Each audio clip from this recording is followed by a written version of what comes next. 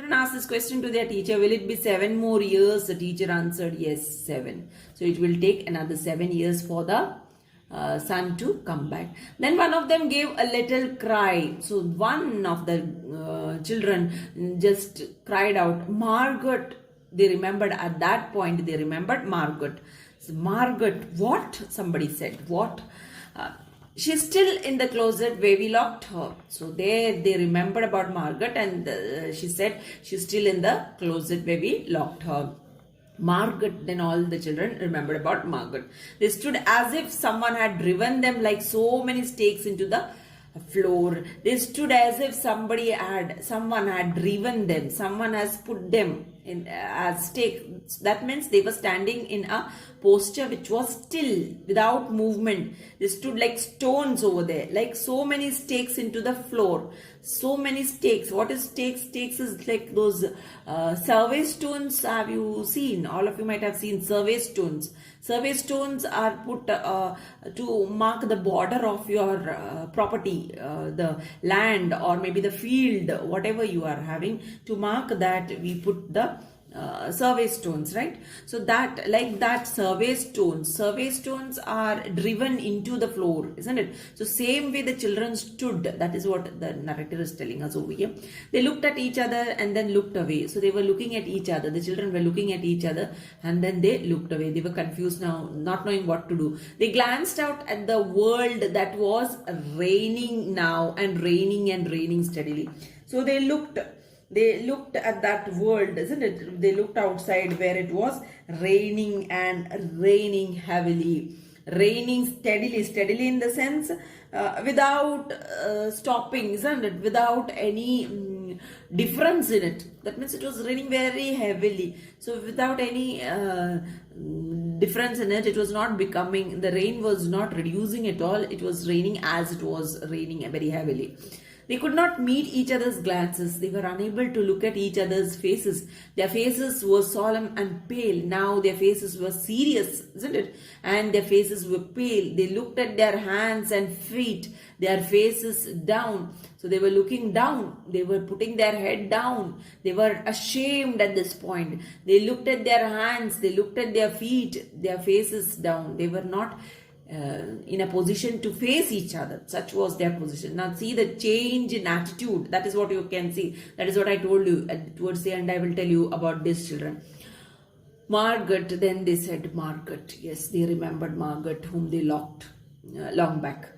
One of the girls said, well, no one moved. Yeah, one of the girls said, well. Okay, and then no one moved from there. Go on, whispered the girl. So the girl said, yes, go on, come on, let's go on, she said. They walked slowly down the hall in the sound of cold rain. Slowly they walked down, and now it was raining outside. In that sound of that cold rain, they turned through the doorway to the room in the sound of the storm. So they just turned into this area. Sound of the storm and thunder, lightning on their faces, blue and terrible. So with the lightning falling on their faces, lightning, blue and terrible, they walked over to the closet door slowly and stood by it. Slowly they walked to that closet, that area where they locked the little girl, slowly, and stood by it. They went and stood by it. Behind the closet door was only silence. Now who was in silence? Margaret. Behind the door, she was sitting over there. She screamed, she yelled earlier, but she didn't get any help. So later on, she just kept quiet. She was not screaming out. She was totally in silence. They unlocked the door. They opened the door even more slowly and let Margaret out. And there they allowed Margaret to be free from that closet. So this is the story about, isn't it? So through this, what the writer is trying to convey, the writer is trying to convey the power of the sun over these children, right? Over the children. Those children who are living on Venus, that is what I have told you, is notable. That is what the writer is showing over here. These children were pale, these children were colorless. So all these things the narrator has shown. Colorless, pale, in the sense because they lack the sun. The sun has already washed away their compassion, consideration and empathy. for other people. So that is what we are not seeing. That is why it is said that they are pale and colorless. Okay, they are not in look, they are not pale and colorless, but behavior wise these children are pale and colorless because of the lack of the sun. The lack of the sun has washed away all these things, their compassion, their consideration, their empathy for other people. So when do they regain this? This is what we are seeing all over here, isn't it? All this last part from page number 114 to 115, what we are seeing is that they regain this, isn't it? When the sun reappears, when the sun appears over here.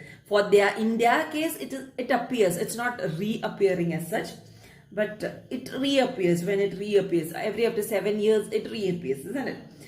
The sun is life-giving for the landscape as well as the inhabitants of Venus. So this is what the narrator is trying to tell through the story.